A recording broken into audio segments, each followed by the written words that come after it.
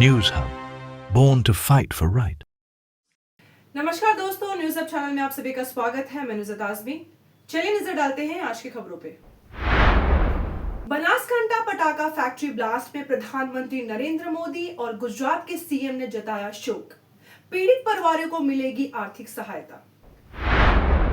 बनासकांठा गुजरात में एक पटाखा फैक्ट्री में जोरदार विस्फोट से कई लोगों की जान चली गई और कई लोग घायल हो गए। प्रधानमंत्री नरेंद्र मोदी जी ने इस दुर्घटना पर गहरी संवेदना व्यक्त की और मरने वालों के परिजनों को 2 लाख और घायलों को 50,000 prime minister national relief fund से देने का ऐलान किया। पीएमओ के ट्विटर एक्स हैंडल पर लिखा गया, इस हादसे से बहुत दुखी हूँ। पीड़ितों के परिवारों को संवेदना, घायल जल्दी स्वस्थ हों, प्रशासन मदद कर रही है। गुजरात सीएम भूपेंद्र पटेल ने भी शोक व्यक्त करते हुए मरने वालों के परिजनों को 4 लाख और घायलों को 50,000 की सहायता की घोषणा की। उन्होंने प्रशासन को राहत और इलाज के लिए तुरंत कदम उठाने का निर्देश दिया। स्थानीय प्रशासन राहत और बचाव करने में लगी है। पाकिस्तान आर्मी ने एलओसी का उल्लंघन किया, जिस पे जवाबी कार्रवाई में भारतीय आर्मी ने मुंह तोड़ जवाब दिया।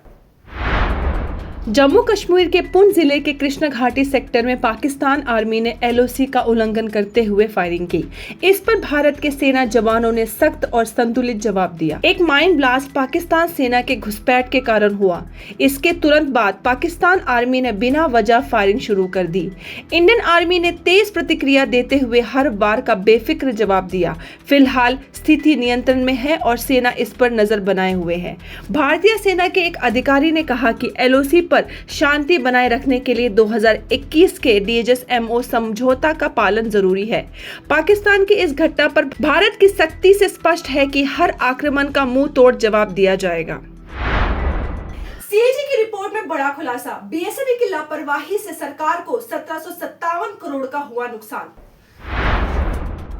भारत सरकार को 1757 करोड़ का भारी नुकसान उठाना पड़ा क्योंकि BSNL ने रिलायंस जियो से शेयर्ड पैसिव इंफ्रास्ट्रक्चर का भुगतान नहीं लिया।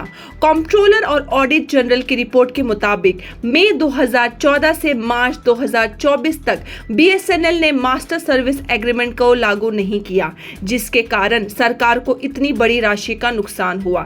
CAG के अनुसार BSNL ने रिलायंस जियो इन्फोकॉम LTD के द्वारा अधिक तकनीकी उपयोग का बिल नहीं भेजा, जिससे CGA के अनुसार BSNL ने रिलायंस जियो इन्फोकॉम LTD के द्वारा अधिक तकनीकी उपयोग का बिल नहीं भेजा, जिसे न सिर्फ राशि का नुकसान बल्कि पैनल इंटरेस्ट भी लगा। ये मामला सरकारी टेलको का प्रबंधन और फाइनेंशियल डिसिप्लिन की कमी को दर्शाता है।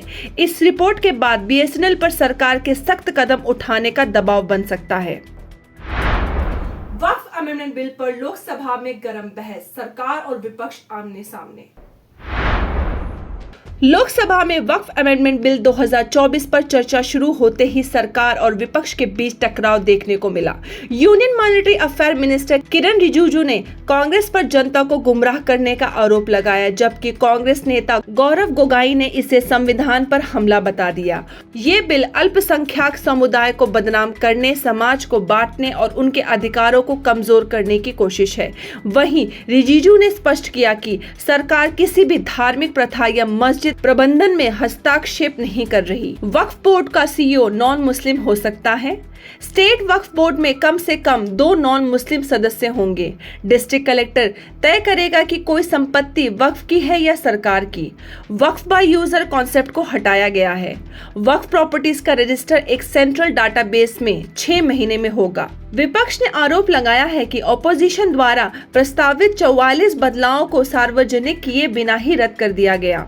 इस विवादित बिल पर 8 घंटे तक बहस होने की संभावना है। जानते हैं क्या है वक्फ अमेंडमेंट बिल 2024। ये बिल वक्फ एक्ट 1995 में बदलाव लाने के लिए लाया गया था, जिसका उद्देश्य वक्फ प्रॉपर्टीज के प्रबंधन और प्रशासन सुधारना है। वक्फ वो संपत्ति है जो इस्लामिक कानून के तहत धार्मिक या चैरिटेबल कार्यों के लिए समर्पित होती है। वक्फ एक्ट 1995 का नाम बदलकर unified Waqf management empowerment efficiency and development act 1995 कर दिया जाएगा। मुस्लिम महिलाओं और नॉन मुस्लिम लोगों को वक्फ बोर्ड्स में शामिल किया जाएगा। सरकारी जमीन जो वक्फ घोषित हो चुकी है उस पर वक्फ का अधिकार नहीं होगा। वक्फ बोर्ड के पास जो अधिकार था कि वो तय करेगा कि कोई जमीन वक्फ की है या नहीं, उस अधिकार को हटा दिया जाएगा। सेंट्रल गवर्नमेंट को अधिकार होगा कि वो वक्फ प्रॉपर्टीज की ऑडिटिंग CAG या किसी अन्य ऑफिसर से करा सके। त्रिपुरा में बांग्लादेश के मोहम्मद यूनुस के बयान पर हुआ विरोध। जानते हैं अपोजिशन और रूलिंग पार्टी ने क्या कहा। बांग्लादेश के इंटीरियम सरकार के chief advisor professor Mohammad Yunus के एक विवादित बयान ने त्रिपुरा की राजनीति में हलचल मचा दी है। उन्होंने चाइना के दौरे के दौरान कहा कि नॉर्थ ईस्ट इंडिया लैंडलॉक है और ढाका इस पूरे रीजन का समुद्री रखवाला है। त्रिपुरा के रूलिंग अलायंस पार्टनर तिप्रामोथा के फाउंडर प्रद्योत किशोर माणिक्य देबबर्मा ने यूनुस के बयान को एक छुपा हुआ धमकी बताया और भारत सरकार से मजबूत प्रतिक्रिया देने की मांग की है। उन्होंने कहा, मोहम्मद यूनुस चाइना को बांग्लादेश में निवेश करने के लिए बुला रहे हैं और नॉर्थ ईस्ट इंडिया को लेकर बात कर रहे हैं, जो एक छुपी हुई धमकी है। भारत को बांग्लादेश के साथ संबंध मजबूती से रखने चाहिए, कमजोरी दिखाने की जरूरत नहीं है। भारत को अपने प्लान B तैयार रखना चाहिए। जानते हैं अपोजिशन लीडर्स ने इस मुद्दे पर क्या कहा। कांग्रेस MLA सुदीप रॉय बर्मन ने कहा, यूनुस का बयान एक सीधी धमकी है। पहले त्रिपुरा के कोमिला और चित्तागोंग हमारा हिस्से थे। समय आ गया है कि भारत सरकार समुद्री पहुंच के लिए नए ऑप्शंस देखे। यूनुस का बयान एक बखाना और अधूरा ज्ञान दर्शाता है। समुद्री पहुंच के लिए अंतर्राष्ट्रीय नियम होते हैं, किसी एक व्यक्ति के बयान से ये तय नहीं होता। बीजेपी स्पोक्सपर्सन निबेंदु भट्टाचार्य ने कहा कि भारत सरकार अपने हित और सीमा की सुरक्षा के लिए पहले से सक्रिय है। यूनुस सिर्फ अपने आप को नेशनल लेवल पर दर्शाने के लिए ऐसे बयान दे रहे हैं। जानते हैं क्यों है ये बयान महत्वपूर्ण। त्रिपुरा से 66 किलोमीटर दूर बांग्लादेश का चित्तगोंग पोर्ट है। भारत और बांग्लादेश के बीच फेनी ब्रिज बन चुका है जो चित्तगोंग पोर्ट तक सीधा कनेक्शन दे सकता है। चाइना पहले से ही श्रीलंका और म्यांमार में अपनी पोर्ट प्रेजेंस बढ़ा रहा है और बांग्लादेश में भी अपना प्रभाव बनाना चाहता है। भारत सरकार का अगला कदम क्या होगा? क्या नॉर्थ ईस्ट इंडिया के कनेक्टिविटी प्रोजेक्ट्स और बॉर्डर पॉलिसी में नए बदलाव होंगे? ये देखना अभी बाकी है। जय हिंद कॉलेज की 20 साल की छात्रा ने माटुंगा में किया सुसाइड। मुंबई के माटुंगा एरिया में जय हिंद कॉलेज की स्टूडेंट 20 साल की जाना सेठिया ने सुसाइड कर लिया। रिपोर्ट्स के मुताबिक वो डिप्रेशन से गुजर रही थी। कल रात 2 दोस्तों के साथ टेरेस पर गई, जहां उन्होंने उसे समझाने की कोशिश की, पर अचानक ही जाना टेरेस से कूद गई।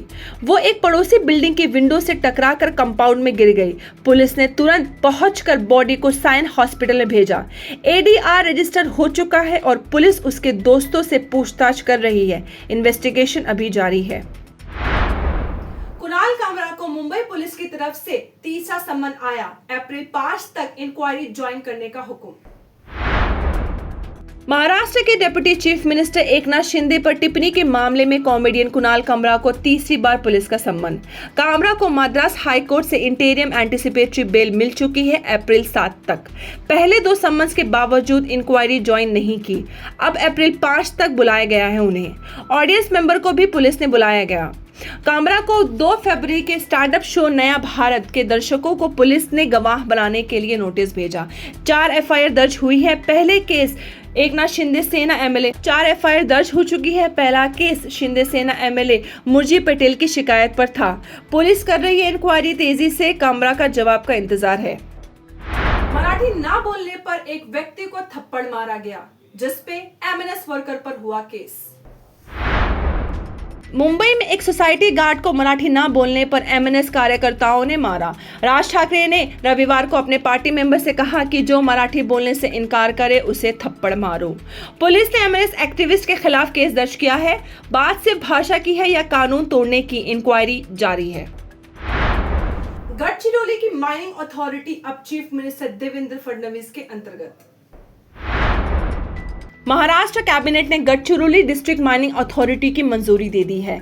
चीफ मिनिस्टर होंगे इसके चेयरमैन। अथॉरिटी इंडस्ट्रियल मिनरल्स के मैनेजमेंट करेगी, माइनिंग प्रोजेक्ट्स अप्रूव और लीज ऑक्शंस कंडक्ट करेगी। आयरन और लाइमस्टोन और डायमंड डिपॉजिट का फायदा उठाकर स्टील सिटी बनाने का लक्ष्य है। चीफ मिनिस्टर देवेंद्र फडणवीस ने प्रधानमंत्री नरेंद्र मोदी से मार्च 2025 में माइनिंग हब डेवलपमेंट पर चर्चा की थी। JSW ग्रुप ने 3 लाख करोड़ को MOU साइन किया है। माइनिंग और स्टील सेक्टर में विकास तेजी से बढ़ने की संभावना है। नवी मुंबई में प्रॉपर्टी ट्रांसफर फीस में सिडको ने की बढ़ोतरी। सिडको ने प्रॉपर्टी ट्रांसफर फीस 5% से 10% तक बढ़ाई। फ्लैट्स और कमर्शियल शॉप्स के लिए 50% तक हाइक है।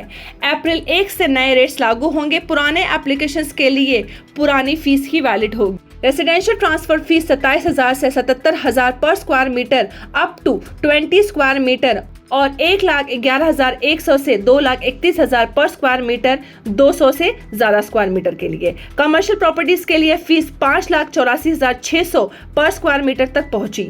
एरोली, वाशी, खारगर, पनवेल जैसे एरियाज में ये चीज इंपैक्ट करेगी। सिडको के मुताबिक ये हाइक इंफ्रास्ट्रक्चर और मार्केट ग्रोथ के हिसाब से जरूरी है।